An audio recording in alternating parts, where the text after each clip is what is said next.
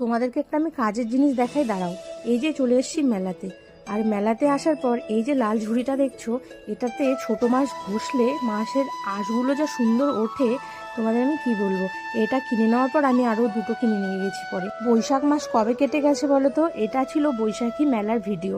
আর এই মেলার ভিতরে গিয়ে আমি দেখো কুশনগুলো খালি দেখছিলাম, ভাবছিলাম যবে বাড়িঘর হবে তখন এই কুশনগুলো কিনবো। এখন আপাতত ওই টেম্পোরারি যা আছে তাই দিয়েই কাজ চালাচ্ছি।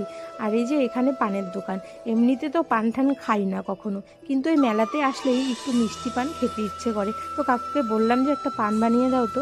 তো এই যে আমার জন্য একটা সুন্দর করে পান বানিয়ে দিল এখানে। আর এই যে এখানে যে কাচের গ্লাসগুলো দেখছো, এই গ্লাসগুলো আমার কিন্তু ভীষণ পছন্দ হয়েছে। তো আমি ভাবলাম যে নিয়েই যাই, বাড়িতে তো লাগেই। আর এখানে দেখো কয়েকটা কাপ দেখা হচ্ছে, এখানে বোনও দেখছিল আমিও।